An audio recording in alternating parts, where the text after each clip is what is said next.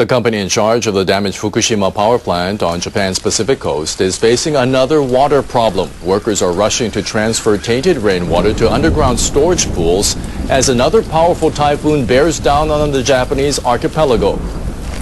Typhoon Francisco is expected to hit the country's main island on the weekend. Officials from Tokyo Electric Power Company have received permission from the Nuclear Regulation Authority to use several underground pools. They have a storage capacity of about 9,000 tons. Managers stopped using several of the pools in April after leaks were discovered, but they now say they have no other option but to use 3 of the other pools. The company has been storing tainted rainwater in hundreds of above-ground tanks at the plant and in the basement in a turbine building, but they are now almost all full.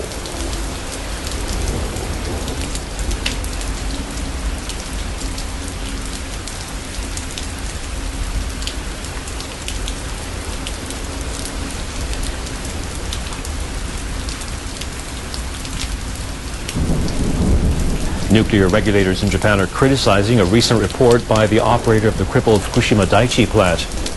Managers of Tokyo Electric Power Company submitted the document last week outlining the safety measures in place at their nuclear facilities. Members of the Nuclear Regulation Authority met in Tokyo to discuss the report. It details the measures Tepco is taking to prevent radioactive water leaks and other problems at Fukushima Daiichi. One authority member called the report unconvincing and expressed doubts about whether the utility would be able to deal with other challenges that may arise in the future.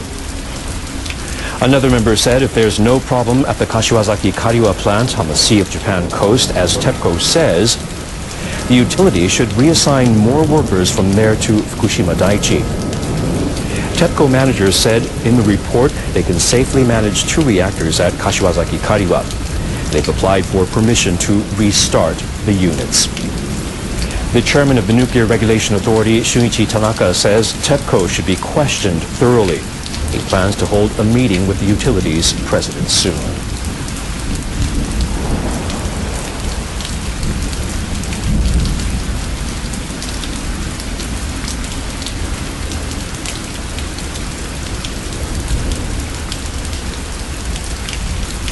Officials at Japan's Science Ministry have put forward a plan to radically reduce the radioactivity of waste from nuclear plants.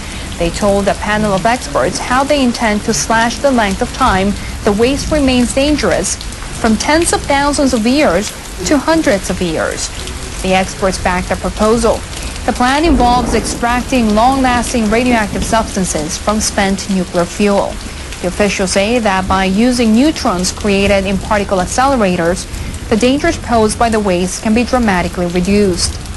They say that if the plan succeeds, it will also cut the required disposal space to about 100th of current estimates. Now, the Japanese government is currently planning to bury toxic waste from the nuclear meltdowns in Fukushima deep underground, but it can't settle on a location because of community opposition over safety concerns.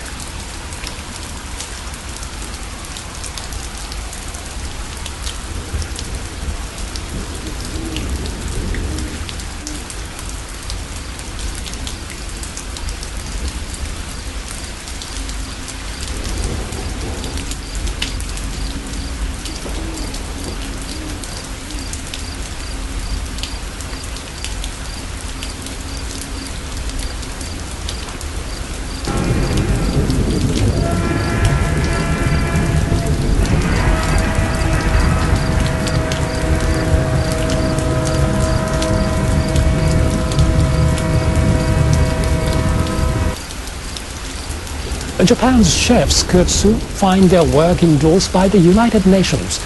Members of a UNESCO committee have recommended that Japan's culinary arts be designated an intangible cultural heritage asset.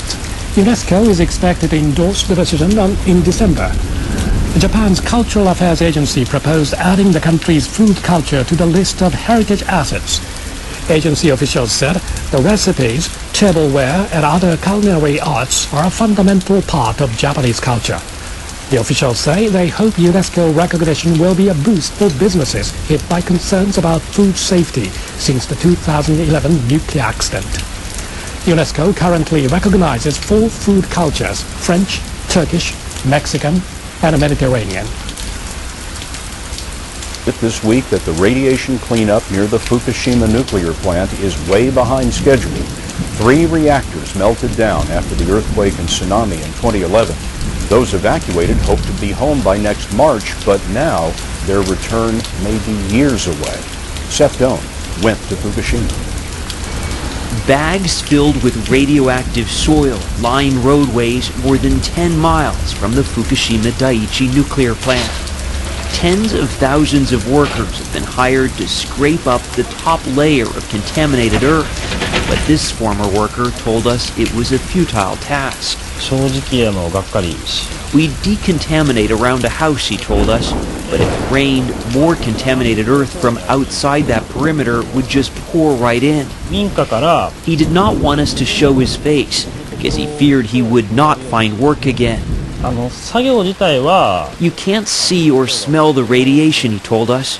At first you tend to be careful about keeping your protective gear on, but after a while we became lax and forgot about what a high-risk environment we were working in. Then he learned the subcontractor that hired him was pocketing the government hazard pay he was supposed to receive. He was being paid $15 an hour, but should have made $25.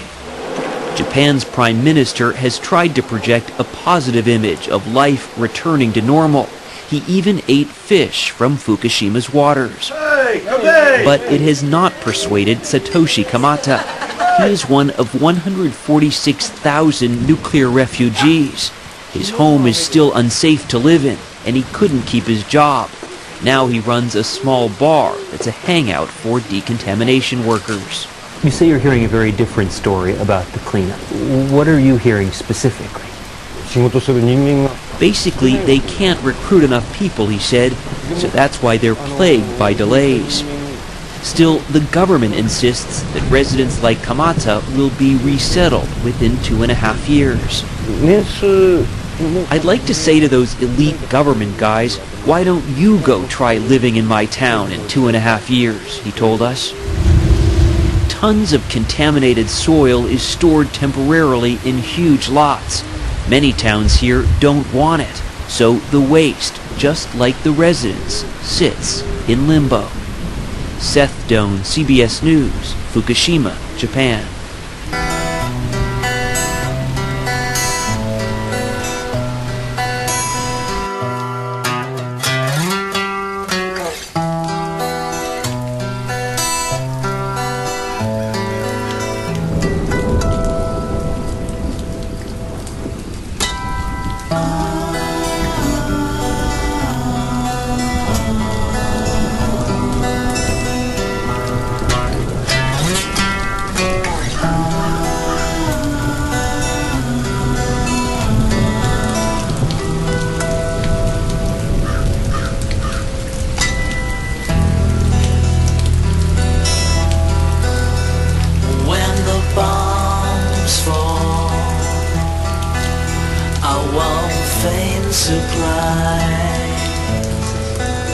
It won't come as a shock, 'cause I never believed their lies. When the bombs fall, then they could fall any time. They're gonna end it all for a third of mankind.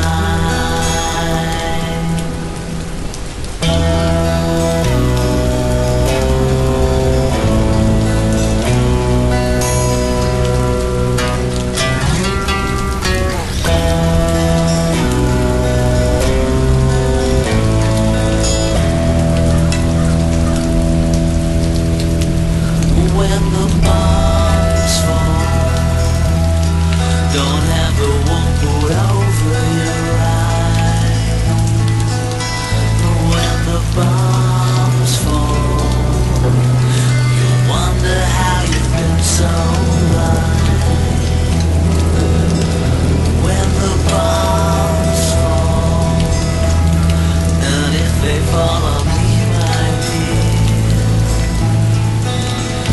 better look to the sky,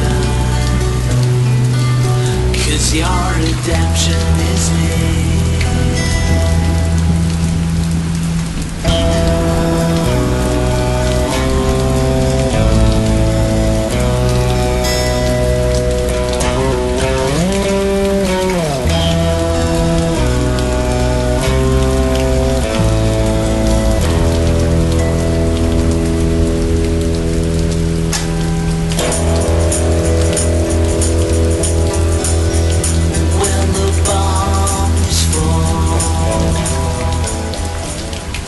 In 6 years, the Pacific Ocean is not going to have no life. The picture you're looking at is based upon 280-day model, and we're already 2.5 years or more into this. But they never took into account, they just took into account a few of the big original spills, came up with this model that you're looking at. And so what I'm telling you now, and what you know, and what you can go and research, and just go check everything yourself, is that with 600 tons or 300 tons, whatever, every day going into the ocean is not in the model.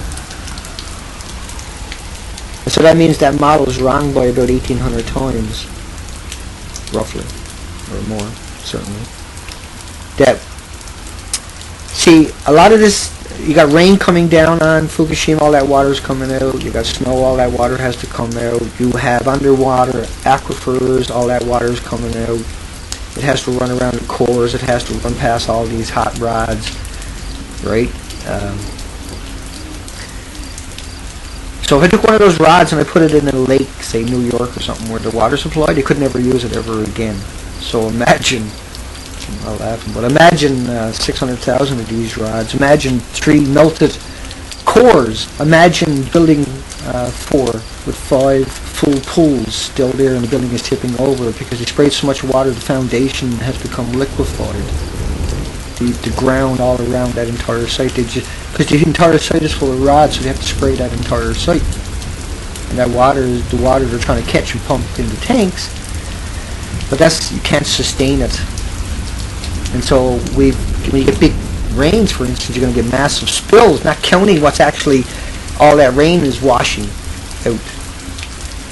And when you go down to the shoreline, the tsunami destroyed all the pumps, and that all the pump housings, the basements are all full of radioactive water. The tunnels all around this place are full of radioactive water. You can't access anything. And in less than 6 years, because of the way the currents flow, the entire Pacific Ocean. Now, a Japanese beverage firm has introduced a hot soda. A Japanese beverage firm has introduced a hot soda. It's hoping to lift demand for carbonated drinks that do decline when the chilly season starts to set in.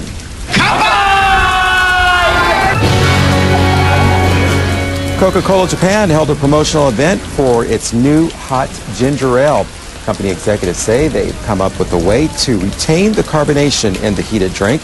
They also say the fizzy liquid won't gush out when the can is opened. The taste is not weird. It's quite good. The company hopes that the hot ginger ale will help to boost demand in the winter. Now, beverage makers say winter sales of carbonated drinks often end up at about half the levels of summer. Another major beverage maker, Kirin Beverage, is also to market its hot soda soon.